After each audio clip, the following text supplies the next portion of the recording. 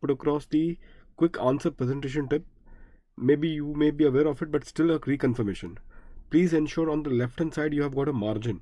Never write that particular thing in the margin. They don't give the marks at all for that answers which are written in the left hand side of the margin. This is something which the examiners have told, that any answers which are written on the margin, they will not even evaluate that. So please keep that in mind.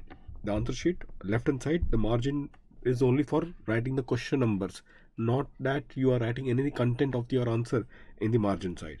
Second, students, assumption you have to put up. Wherever you are doing it, any answers, and you feel that this has to be based on some assumptions, you need to put up. Otherwise, students, categorically the examiner are told that if the students have not made the assumption, then please don't give the marks. For just an example, in charitable trust, students, we know that we have considered 15% of gross receipt or 15% of net income. Like, there are confusion. Sometimes it is 15% of gross receipt, sometimes it is 15% of the net income. Although in our lecture I've already told when to do what, I've already told that, but still you need to put that assumption that we have done this particular approach. However, there is an alternate approach also which is available. Please do make a note of that in your answer, because if you don't do that noting, assumption noting in your answer, you will not get marks. Keywords, students, of your provision, when you write the provision, primarily ensure that the keyword should be written clearly.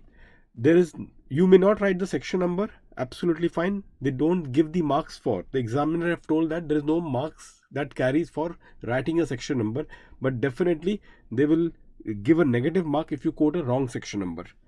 Okay, so if you are sure about writing the section number, please do write. And the keyword of the section, students, ensure to clearly write that word. That should be highlighted. Keyword or the key phrase. Theory question, students, ensure point-wise answer. And those whose handwriting is not good, it is advisable after every point, please leave one line and write the next point. Okay, so just make it legible. Theory question as much as possible in point-wise. Now, the most important point, students, is this one. Most important point is this one. Attempt that question which have more sub-questions. Like, there is one case study and there is 1, 2, 3, 4, 5. There are 5 questions that have been raised, and that is, say, for 8 marks in totality. So the chances of getting more marks in that question is very high. Why is it so? Because here what happens, the step marking, you have to only write that correct answer, which is first write provision and the answer, you get the answer, you get full marks. So therefore, please understand, the step marking is very less in that case.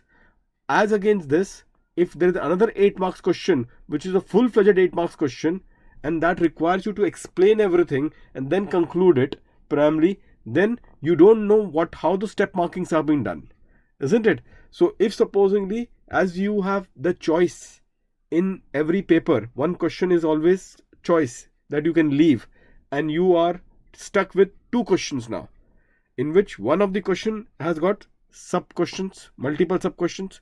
Attempt that question, because the step markings is absolutely, there will not be any step markings, because there are multiple sub questions, and each sub questions you will write the provision and you'll write the conclusion. You'll write the provision and you'll write the conclusion.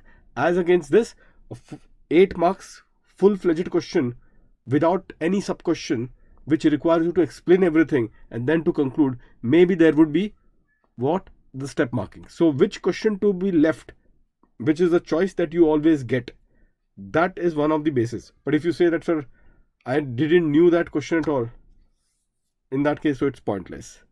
Last point, no religious symbol or remark. Please ensure that, because they will not be releasing the answer sheet. So that is one thing which they are very clear about it. That is what the examiner has told.